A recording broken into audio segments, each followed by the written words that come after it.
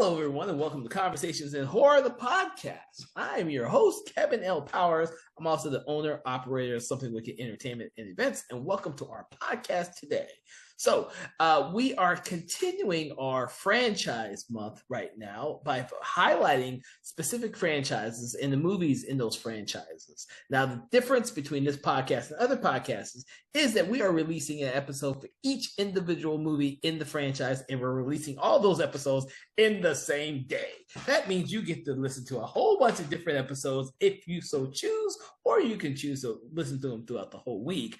But you'll have an episode for every movie in that franchise, which allows you, the listener, to actually hear what we think of each individual film and decide whether or not it is a film that's for you or not for you. So the ideal is if you've seen the first film in the franchise, or maybe even the second film, but you just didn't bother to watch the third, fourth, or fifth, or plus sequels in the film, by listening to the podcast episode, you'll be able to have a greater understanding of each one of the films and then decide on your own if you should go out and search out and watch the film. Now, we hope that you do, because some of the franchises that we are highlighting are some really good franchises, or they are franchises where some of the sequels are good, some of the sequels are not so good.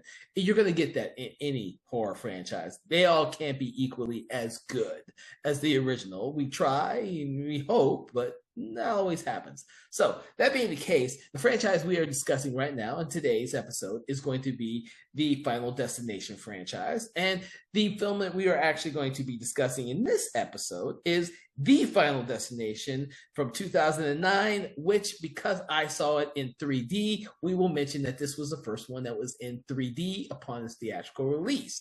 And to talk with me about this film is Philip Ray, who has been gracious enough to conversate with me on the other films in this franchise. So I want to thank you, Philip, for joining us on the show today. Thank you for having me.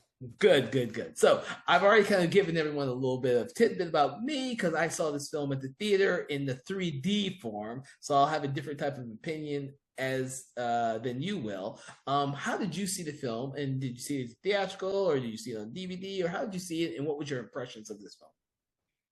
So I did not see the 3D. I ended up not seeing it in theaters either. I ended up seeing on DVD later on down the line. So my opinion of the movie is purely from the 2D aspect of it.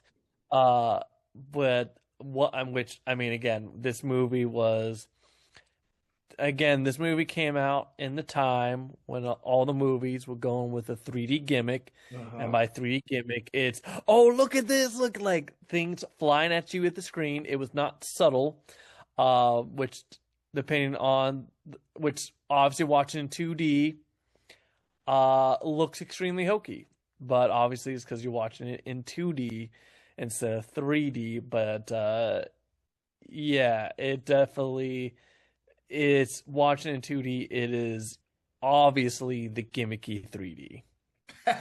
Well, see, so that being said, I'm going to preface this to everyone who's listening to the show is I've only seen this movie twice. Once when it originally came out and I saw it in 3D, and then of course right beforehand before we did this show. So there was like a good 16 years in between when I first saw the film and when I second saw the film, because the films in this franchise are not films that I went back and rewatched. I saw them once, I saw what I need to see, and I just never went back to them again.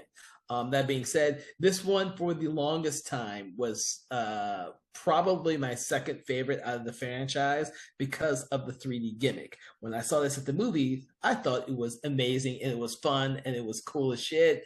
But when rewatching it for the show, I didn't think it was all that interesting, and I thought that it was pretty not so spectacular.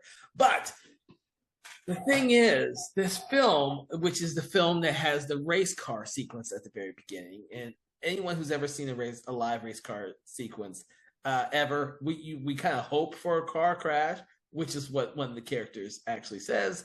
But we hope that they don't have come anywhere near us.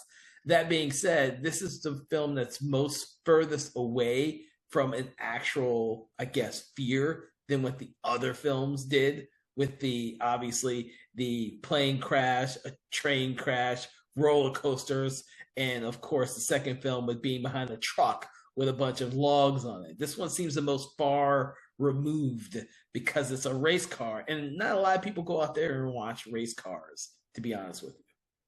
Yeah, it's definitely out of talking about the series as of right now. It is definitely the set piece that is the furthest away because again, more people, probably all the listeners here, have been a roller coaster more likely than they have been to seeing a NASCAR race or seeing any type of race of that. Now, that being said, one, and I didn't talk about this on the last one, but last movie, but this is actually one of the few movies that is, I mean, obviously we've all heard of plane crashes before, but this is one of the few movies that's actually pretty almost verbatim to an actual disaster. This is the crash at the beginning is very on point to the 1955 Le Mans disaster, where basically what happened in the movie happened kind of very similar in real life, where a car did end up getting essentially launched into a crowd of spectators and killing up to 84 people. So this is one of the few times that actually the disaster is actually pretty much based on an actual real life situation. In the last movie with the roller coaster, there was an actual accident with the roller coaster that someone did get hurt. But the filmmaker said they weren't inspired by it. But this one, they were definitely inspired by that disaster. That being said, this movie is different in that it just literally starts off with the car wreck. Unlike the other movies, before I noticed that before the credits even show up, the first thing you're seeing is the car wreck. Like the format of these films has now been established. People know what to expect, and they're not messing around with it in this film. And this is a short movie too. It's not nearly as long as some of the other movies. It's actually short. It's a short film because the one thing I really hated about this movie, and when I rewatched it, because I didn't notice this the first time I watched it, is that most of the characters in this movie don't have names and they're nondescript and they're simply cannon fodder. One is literally called the racist, the other one is called the cowboy, and I'm like, and you never know, like the stereotypes in this movie. There's one character that got both in the credits. The Samantha character is in the credits known as MILF. And Samantha. Yeah, I noticed that. They did. They did both. Yeah, I kind of like. They just didn't want to bother. They did these stereotypes: a cowboy because he wears a cowboy hat. The mechanic even wears the mechanic overalls when he's going to a race car. Like he's going to a race car and he's wearing his mechanic uniform. And then it's so the characters can figure out later, oh, this character is a mechanic. We've got to go to the mechanic place to go to one of the more lazier deaths in the movie. We'll talk about it overall with this episode, but this is one of the few ones that I think almost all, like, there's very few deaths in this that isn't just lazy. Yeah. So for everyone who's if you've never seen this one, because we are now in the fourth film, and surprisingly this was the most successful at the time because it was theatrical. I believe it was the theatrical, because it was not theatrical because it was in 3D, and 3D was at its heyday when this movie came out, so it made a lot more money than it was probably supposed to be making. And it was a gimmick that worked. Like I said, a lot of the sequences in here worked in 3D, kind of like what they did in My Bloody Valentine 3D. They worked because they stuck to a formula, but watching it in 2D, it's a completely different experience. The thing is that, you start off with a car crash, and then, of course, you kind of cut to the credits after that, and then you go straight into the story. The thing about this movie is, unfortunately, we do not get a Tony Todd sequence to kind of tell you the rules, and they don't go behind. They have to figure out the rules as the film goes on, but they figure it out in such an easy way because the audience already knows the rules. Like, Which is the problem with the movie too. So yeah, this is the first movie without Tony Todd because apparently he was in a schedule conflict with Transformers: Revenge of the Fallen was filming at the same time. So he was over there instead. But the problem with the movie, one of the biggest problems with the movie with that is the characters end up doing some of the research on, the previous actions and stuff, but they don't do. We're at this point in the franchise. There's enough of these incidences happening that the fact the characters go, oh yeah, they kind of get the general basis of it, but then don't do enough research to know about some of the other stuff that we as an audience member knows at this point in the franchise is one of the biggest issues with the movie and the story, at least, is that they just skim over it, but then they don't. But then if they did any more seconds of research, they would know, because they know, okay, we can go and save people, and that helps them. But then they get the false idea of, oh, saving them means that they don't die, which at this point would have been obviously been not be factually proven if they continue their research like they did. Yeah. Well, and the thing is, this is different from the other movies in that for the most part of this movie, the main characters, which is Nick and Laurie, I don't really put George in it yet because George hasn't really joined those two for a good halfway through the movie. And then, of course, Hunt and Samantha, or not Samantha, but Hunt and the other one, Janet, the girl. Janet, we'll get to her as well. But the ideal is that Hunt, I'm going to give you, because they're all indistinguishable by this point. Nick, the main guy who has the vision from the beginning of the film. We're going with another male character, like we did in the first film, who has the vision, but this visions are also triggers for 3D effects because he gets all these hints from the visions, and that allows the filmmaker Ellis. I can't remember Ellis's first name, his director, but it allows him to do these cool little 3D effects during his little, what do you want to call them? Premonitions. So premonitions, which again in 3D probably looked amazing. In 2D, it is so terrible. And for me personally, it is, at least right now in the franchise, the worst looking premonition. I hated the way the premonitions looked in 2D. It looked so generic gobbledygook. I heard someone say it kind of looks like off-brand Hellraiser moments, and I'm like, yeah, it does. I hated the way the premonitions look in the movie. Oh, I'm not going to disagree with you on there.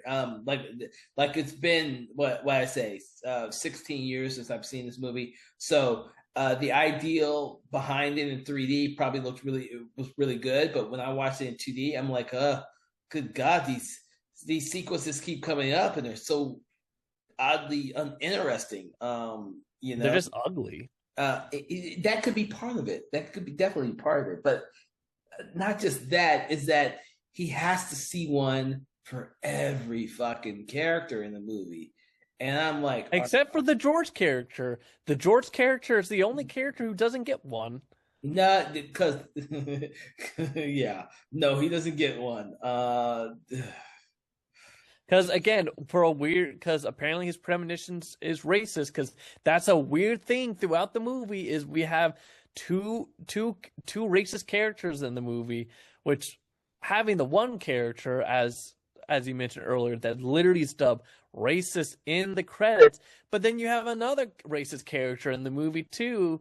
That's like, what are we doing here? Well, what's his name? Jason Wellborn, who plays the racist. That's literally his character's name in here. Who is a Georgia actor and done some amazing stuff here. It just seems out of place for him to be in this movie because they don't give him anything to work with. He literally after the incident at the what's it called, McKinley Speedway. I wrote it down because I just wanted to say McKinley Speedway. So after the incident at McKinley Speedway, and the racist, because that's the only name they give him, couldn't go back into the speedway to save his wife before the accident. He blames George, who's the African American, Michael T. Williamson, for her death, and he just happens to be African American. And then, of course, he's one of the first people to die after the accident when he tries to go to his house and raise up a burning cross, and ends up getting, getting caught up in his own tow truck and burned alive himself while being dragged across the road. Now, obviously, that's quite funny to see the racist get burned himself, but it's such a hokey death because he catches fire and then all of a sudden the entire truck blows up. I was like, oh my God. When I rewatched it, I was like, oh, really? They actually put this in the movie? Good God. Like, again, like that, if they wanted to do a thing with that, it would have been more, they could have done a way more interesting death with that, with this, maybe he ends up like it, because he's trying to put a burning cross up. It would have been more interesting if somehow through like the Rube Goldberg-ish, he ends up becoming like the burning cross himself. Yeah. Like that would have been a funny little, like, a play on things. Like there's a lot of times, like, again, a lot of the deaths in this is just so lazy. I mean, gosh, the Cowboys is one of the biggest examples of just, we just have to kill the character in a weird way. Or even the mechanic, like you get to the mechanic and it's like you have all of these cool potential ways you could have killed the character, and nope, he just gets hit by a canister and gets kind of cut up with the fence. That when I was rewatching it and I saw the fence, I'm like, I could tell the fence was going to be involved because it didn't look like a normal fence. Like it like no fence ever has that much thickness across like that. It just made no, it looked bad. It was just kind of disappointing. It seems weird because, in my opinion, if that was to really happen at a mechanic's place, it would be probably one of those cheap fences, and the whole thing would have came down with that much force. That's how I would have seen it. Not the defense would have stayed straight up, and his body would have been imploded right through the fence. That just seems a little bit crazy. Yeah. I think that they did not utilize the mechanics space, especially with all the other people that in that space, what they could have done there to make it much more interesting and visually stunning. I agree with you on that one. For me, we'll talk. We're going on death, so we'll talk about like probably like the most iconic. The only ones that I actually remembered from this was The Rock. That was like probably in the sense of with the stereotypical of the way the Final Destination movies go with these Rube Goldbergs and fake outs. The Rock death was probably the most on point. Because, again, you have her go to this nail salon. You get all of these things you think is going to kill her, and then it's just a rock that ends up getting shot through. Samantha, that was the character who died by that. That was probably the best death in the movie in the sense of keeping the formula down of it. The other one, which was the most hokiest of hokiest, was Hunt's death of being disemboweled from a pool drain pipe. Yes, I know that just seems a little far-fetched as well. I liked what they did with the Janet. I did like the fact that that's the first time I remember where death is doing two different people at the exact same time, but in different locations. I think, yes. I don't know if that happens ever again, or because I don't remember the fifth movie either, and we haven't discussed that one yet. But I found it interesting that they were cutting between those two different sequences at the same time. I found Janet's much more interesting than Hunt's because I just thought his was kind of hokey as well when I rewatched it. getting sucked down the drainage of a pool. That has to be some serious suckage. And why isn't the water going due faster? Like if Yeah. water doesn't before Hunt gets stuck in there, it does not seem like there is a whole lot of water that pumps through there. Yet it's tough enough to pump a whole guy through there. Well, it's also like it's edited really terribly because when watching again, like Hunt is swimming by, but he's way above, and then suddenly they cut to suddenly he's like right next to it. Mm-hmm. Like it's edited very bad. And when I first saw it, I was like, oh, okay, he's going to drown. Like it's just holding him in, he's gonna suffer, he's going to drown, and they're going to and like that's how he dies. And then when they get to the point where like his guts are going through and stuff, I'm like, wait, what? Like that's when it became again hokey. It became very hokey, very much like okay, we want to just do something wild and crazy. It got to the Saw effect of like we want to just we need to have blood and gore. We need to do something wacky and crazy. Let's have him get disemboweled from that. And I'm like, that doesn't make. I mean, his freaking shorts would have been ripped up first before his for all of that happens. Like. And yeah, like you said, it's like that. I mean, if it's that powerful, no one could swim in that pool. Like, Yeah, you see someone else going down that pool as well as Hunt if it was that bad. like the thing early on with the what the problem is by this point with the Final Destination movies.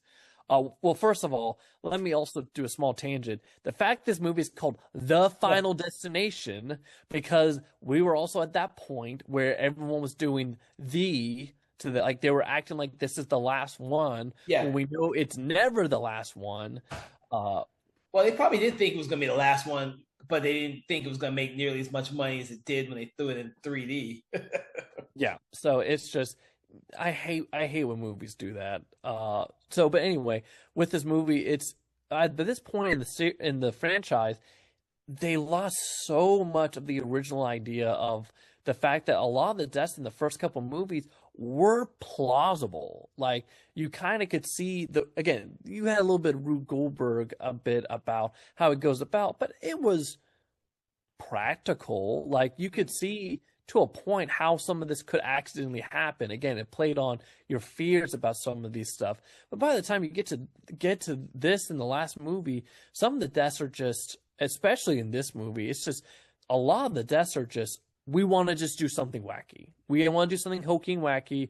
We don't care how we get there. We just, again, it's the kind of the Saw thing of like, okay, we got to find a new inventive way to kill someone in a hokey wacky way. Yeah, no, I agree with you. Having the car wash try and kill Janet with a window that wouldn't close, and I'm like, if you can't control your window and you can't get it to stay closed, and they establish that before she goes into the car wash, why would you give your car a wash? Yeah, and like that just seems odd. And your car didn't look all that dirty, so you're just washing it for the hell of it. Okay. Well, and then I know you wanted to touch up on Janet earlier, so we'll go and talk about Janet. And you have the whole thing about Janet knows that that's coming after them, and the fact that she's like, such a terrible scene of I have to see this movie. Oh yeah. And you're just like, okay, yeah, just die. Like you get to a point where it's like, why do I care about you surviving at this point? Because clearly you don't care about surviving. Well, she's like one of the characters. And I can't. These movies, by this time, the movies are now going into my head and all coming jumbled out. So she reminds me of any of the other characters in the movies who want to defy their own fate and believe they have their own control and that they don't care about what other people say. And she thinks that because she survived once, that it won't come back for her. But you think she would have really learned her lesson after the freaking car wash sequence, but she doesn't. Yeah, she doesn't, so you just don't care. Well, and the fact that this movie is almost giving a little self-aware on itself because it ends at a movie theater with the characters watching a movie in 3D, which is what the movie was. It was a movie in 3D, and it was playing on that whole thing. Oh yeah, that was definitely purposeful. Which again, I will say, it does one of the things one of my least favorite like story things they do in the Final Destination series in general is the fake out. The fact that they faked out Janet and Laurie's death was such a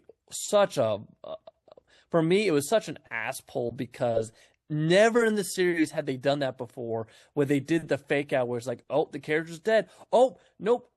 It was another premonition that somehow Nick had, which never has been done before. Mm-hmm. No explanation of why he got the premonition at that moment. Because again, the way when he gets transported back in his premonition, it's just a few minutes after George dies. So it's just kind of like, why does this premonition pull him back that far? Why didn't it pull him back farther? Why did it pull him just at that moment? It made no sense. It was such it's fake out. It's such a bad fake out. And again, it's only done so they literally can repeat the same thing they've done in the last couple movies of you have 3 characters at a diner or at a place, and they end up getting all collectively killed by one thing. They did it in the first movie, they did it in the third movie, and they did it in this movie. And I really felt that's the only reason why they did that. It's just so they can formulaic do the same thing over again of having 3 characters end up getting killed by the same thing at the end. Well, I did like the way I did like the in this. I don't think they did this in the 5th one.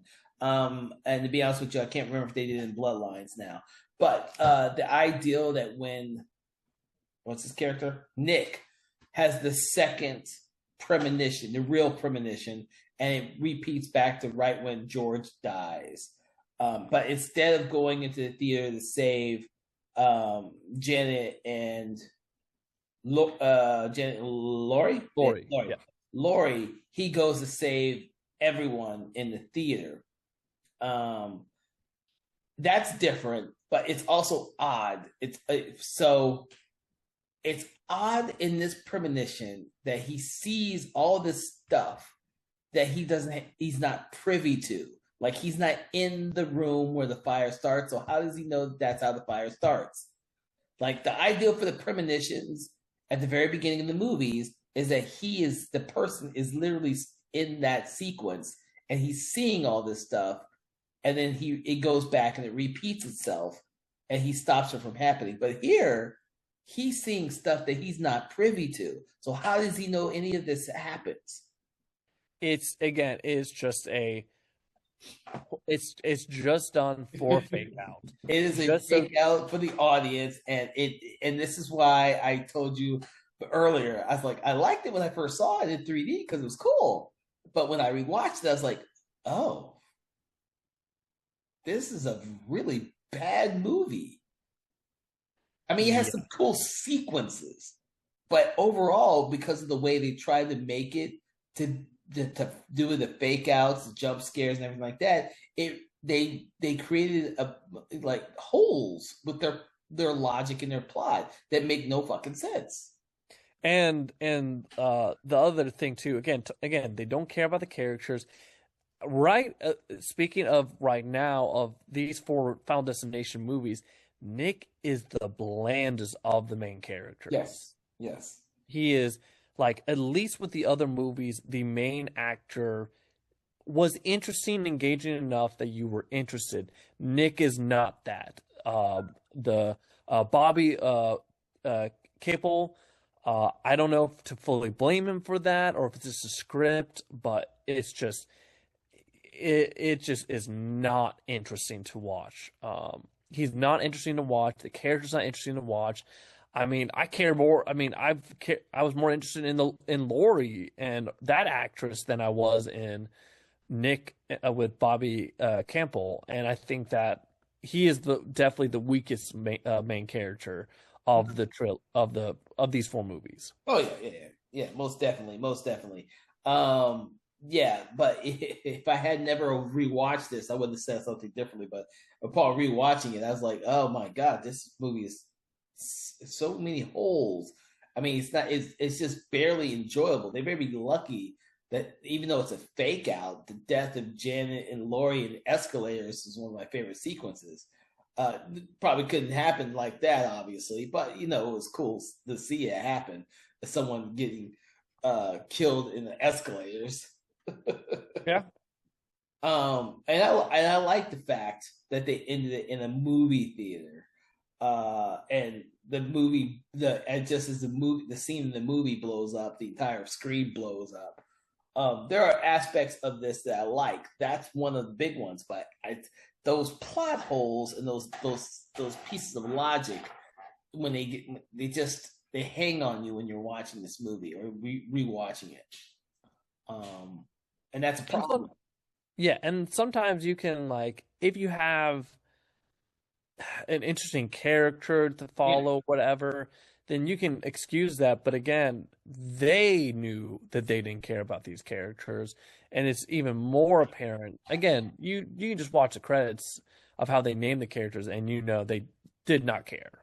Yeah, I think George is one of the more interesting characters because it's played by Michael T. Williams, and yes, absolutely. And another like missed point was there's the scene where he revealed he tried to kill himself off screen and stuff, and you see the noose still around his neck and stuff from attempting to kill himself, and he's just like, yeah, I can't die. Again, like that was again, this is what was great about Bloodline was they played on the comedy about a lot of it, and it's like that's a moment that they played too straight. It should have been they should have played more to that comedic side of it a little bit of George. Like again, because it is funny. George is just like, yeah, I tried to kill myself and it didn't work, and stuff. Like it's kind of like morbidly funny, but again, they just played straight. It's morbidly funny in the same respect that if you saw Michael T. Williams' uh, performance in Species 2, he plays a very similar character. And when I was rewatching it, that's all I could see. I've seen him in a lot of movies, but these two movies here remind me of the exact same damn, like he was playing or channeling that same character, just a different name. His character in Species 2 in this movie here. I think he was the best thing in Species 2, and obviously he's the best thing in this movie too. So yes, absolutely. And his character, oddly enough, they give more information about than they do any other characters because he tells his story about the fact that he was responsible for his wife and kid because he was a drunk driver. I like he does the things that he does because of that. He's relegated to accepting his fate and tries to commit suicide. There's reasons for all of this because he still feels responsible for the death of his family. Those are interesting aspects for that character, but they do none of that for any of the other characters in this movie. No, none. I mean, we just have a racist, a cowboy, and a mechanic. And a mechanic. You got job titles. Oh, and MILF. You got a MILF. And a MILF. Oh my god, these characters are so randomly boring. They're just randomly boring. They better be glad that this one here is the one I believe is so much more plot driven than any of the other films. It is. Let's get these characters from point A to point B to point C. We don't need to know anything about them. They're not that important. We just care about seeing each one of them die in a certain amount of time within the film, and that's pretty much it.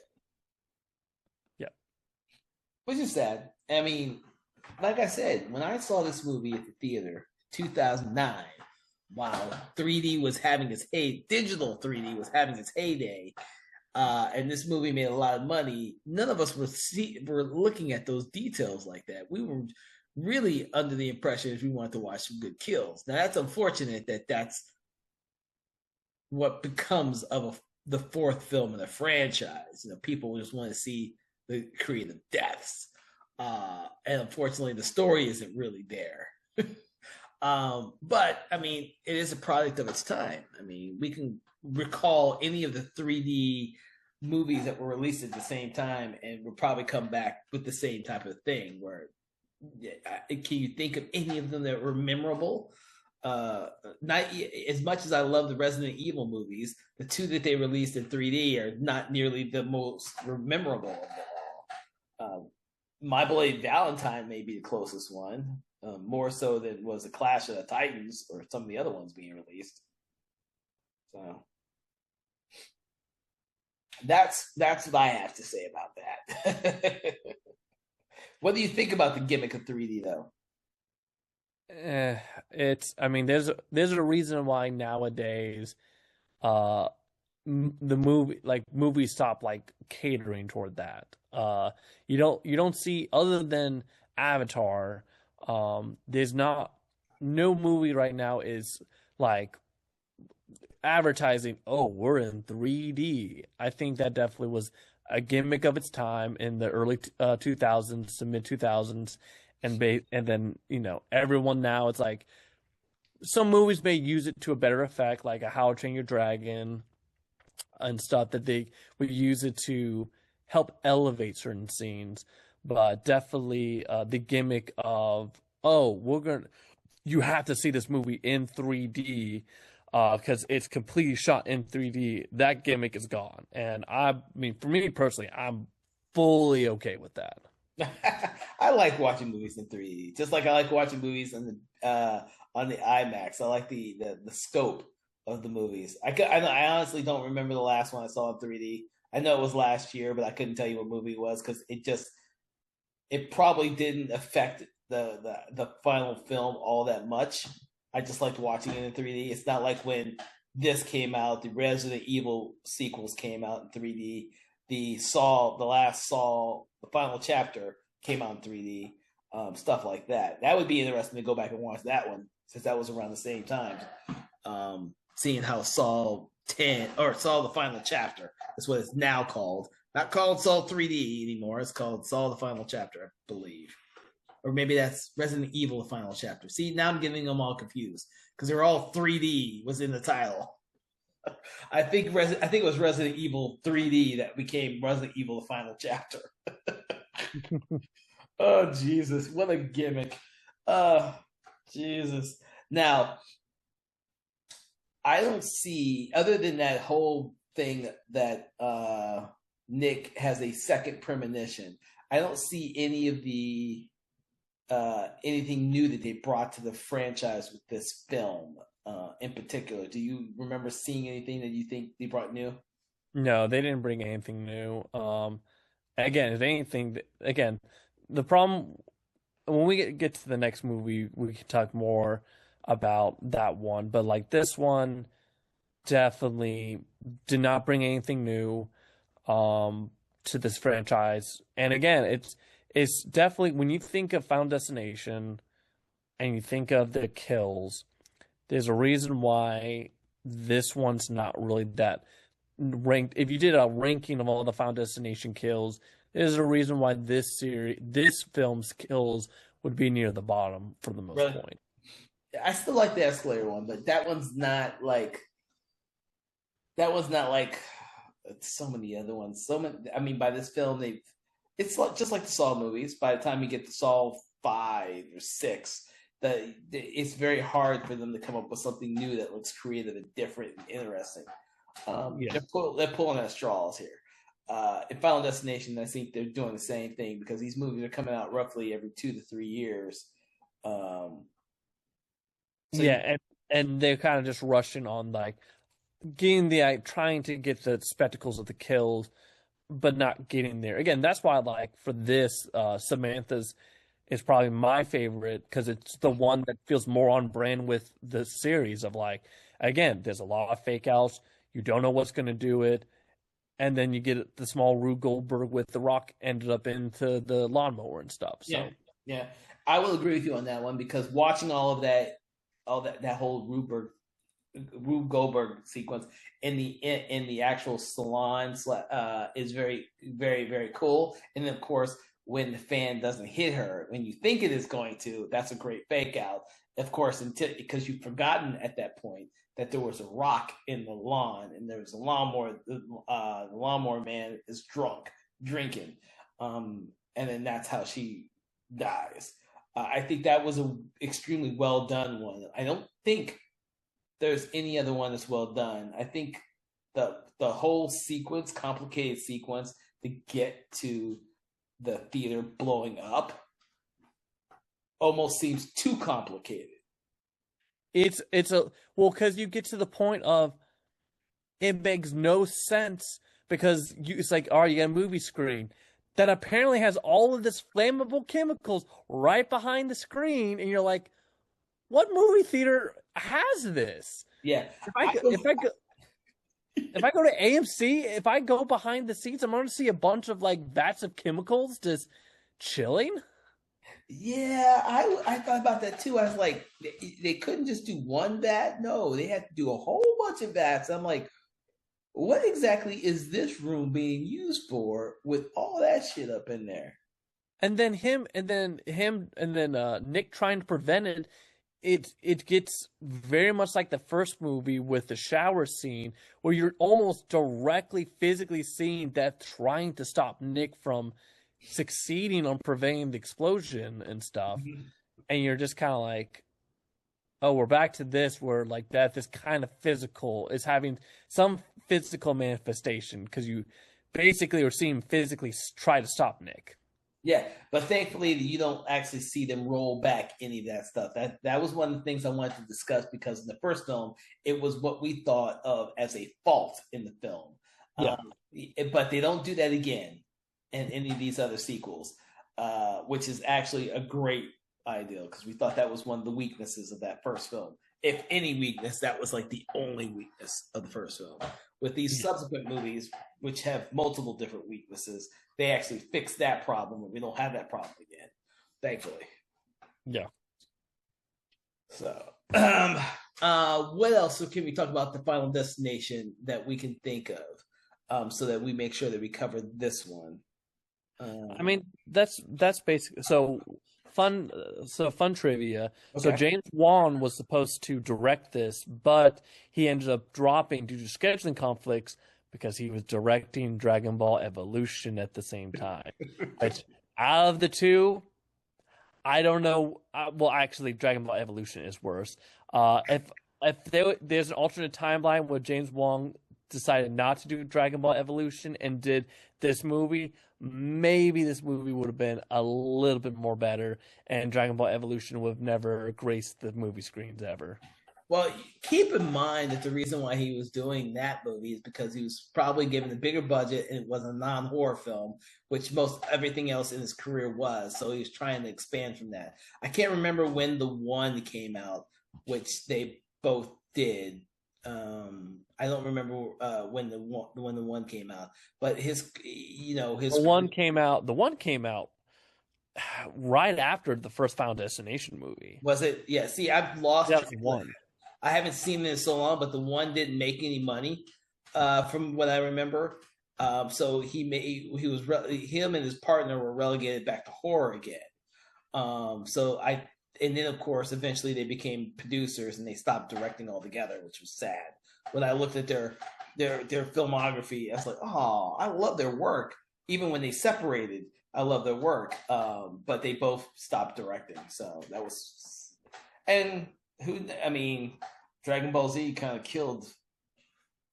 probably killed his career. Yeah, it killed a lot of people's careers. The fact is, it's like I was thinking about Double Dragon, Dragon Ball Z, fucking Street Fighter. Dragon Ball Z was based on an animated cartoon, but these video game style films audiences didn't care for at that time. No, it was very niche. It was that's the only good thing about what this movie did was it killed off any other potential live action anime adaptation. Well, up until we get to Ghost in the Shell. Ghost in the Shell. Big Eye Girl. I'm forgetting right now. Battle Uh, Alita. Ballerita. Thank you. Oh, that was much later though. That was after we've had successful ones. I Yeah. only, I mean, Ghost in the Shell. I'd have to look at the figures for that one, because the international figures. I know it didn't do well here in the States, but for some reason I keep thinking it did fine overseas. But I could be completely wrong about that. So, Um. So uh, yeah, it definitely was it definitely killed that off for a while, and that was probably good. Um, Ghost of the Shell did okay box office. It was still treated as a oh, it's still treated as a bomb. yeah, I don't think it's a bomb unless it makes no money. But you know, these figureheads around the town like to say, if it doesn't make this three times its budget at the theater, it's a bomb, and that's not necessarily true. So, Yeah. especially considering that most of these films will make their money on streaming services and everything else, especially if it's a Universal picture or someone doesn't have their own streaming service. Universal loves to sell their movies to other streaming services, and they have no interest in creating a streaming service. They make more money just renting their movie out. Uh, But anyway, we're instead of talk, but yeah, so we could have had a future where James Wan directed this, didn't do Dragon Ball Evolution, and maybe he would have still had a career. But instead we got this movie. it's fine. It made a lot of money. I don't know if you're still staring in front of the figures now. I remember this one being what the highest grossing one in the franchise, and the second. Yeah, it was the highest grossing at the Yeah, time. yeah. I mean, the thing is, 3D helped make this movie make a lot of money. I guarantee you, it was at the cycle where people thought it was going to be the last one, which is why they called it the Final Destination 3D. It made way too much money, and they said, "Oh, we got to crank one more out." And then they did the fifth one, which did not do as well. And I was like, saying, of course not. Yeah, Yeah, the Final Destination is until we get to Bloodlines was the highest grossing of the series. yeah. I remember that. I was like, oh shit, okay. I think it's the shortest one too, lengthwise, runtime wise. This is like they don't pad this movie at all. It goes from death to death to death. They even do two deaths or try to do two deaths at the same time, and then by the time you get to the end, which I actually do like the ending of this, when they're at the cafe and the damn truck rams through the freaking front of the cafe. Shit, what was the cafe called again? It was like Le Cafe, like Le Death, uh, the Death by Caffeine. Yeah, Death by Caffeine. Death by Caffeine. Oh, I like the title of that. Of course, the truck comes through the window, and we see an X-ray uh, style. Each one of the people get killed. I thought that was a brilliant touch. I thought that was a great way to end the movie. That everyone gets killed that way because that was different. Um, Although again, having the characters reunite at the beginning, it was very much on brand of the yeah, first movie. yeah. But they've now established the fact that no one survives these fucking death. Everyone dies eventually, and so we're waiting for that to happen in this movie. It's trying to see how it's going to happen to them. Um, but seeing them like their bones and stuff crack and break and twist, I thought was really clever. So you don't actually see like a real person's body that happening to. That was a nice touch. Yeah, I did like that touch, the way they ended. But this is such an this is what happens when a franchise goes on too long because they don't know when to stop it because it's still making money, yet the actual creative talent behind it is lacking tremendously. Yeah, it's one of the things. Again, the only reason, again, this kind of shows you again, there wasn't a lot of love put into it. Was David Ellis said he only did this movie because it was in 3D, and he hadn't done a 3D movie at the time. Yeah. That's the only reason why he took it, not because he was actually interested in the project. It was just because it was a 3D movie. And he hadn't done one yet. And and it very much, and even when he was talking about it, he was interested in doing 3D because he liked the concept of stuff popping out to the audience every like 4 minutes, which again, that's if you're thinking the movie like that, then you should go to an amusement park ride. That's what they do in an amusement park ride. You want that? Go see Bugs Life 3D. Go see Shrek 3D.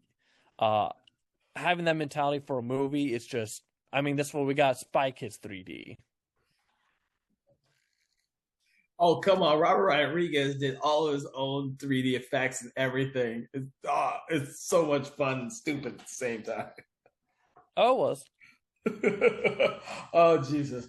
Okay, so are there any final words that you have for the Final Destination? Any tidbits, anything that we need to instill upon our audience? No, other than, again, if it's I am glad it's not the Final Destination because we ended up getting Bloodlines, which was phenomenal and the best of the series. But it is definitely, as of right now, until we talk about the last one, it is the weakest of the series by far. Yeah, I will agree with you on that one. And this is due to the passage of time did not age this one well at all. And neither did the lack of watching it again in 3D. Yeah. All right. So with that, everyone, we are going to rate the movie. If you have listened to our show before, we love to rate the movies from 1 to 5 stars, 1 being horrible, 5 stars being amazing. Where on the spectrum do you place the Final Destination 3D, Mr. Phillip? 1.5. And I'm being generous with the 1 point. I'm only putting the point. That 0.5 is only there because of George. I give it a 2, mostly because the sequences I like is the sequence at the end with the escalator and the fact that in the movie theater I get to see everything fucking blow up. But that's almost like completely obliterated by the fact that it was just fucking premonition. But I still like those 2 sequences, and like I see. Michael T is just brilliant. He steals the movie just like he did in Species 2. So I gotta give it a 2. It's not lower than 2 for me. Oh, Jesus. All right, everyone. I want to thank you, Phillip, for talking with me about the Final Destination 3D. And from everyone out there, I hope you've enjoyed this episode. I hope that you check out all the other episodes that we've released today that have to deal with the other films in the Final Destination franchise. Also, make sure to check out our episodes from earlier in the year on Final Destination Bloodlines, because that was the first one we did, and it is from earlier in the year.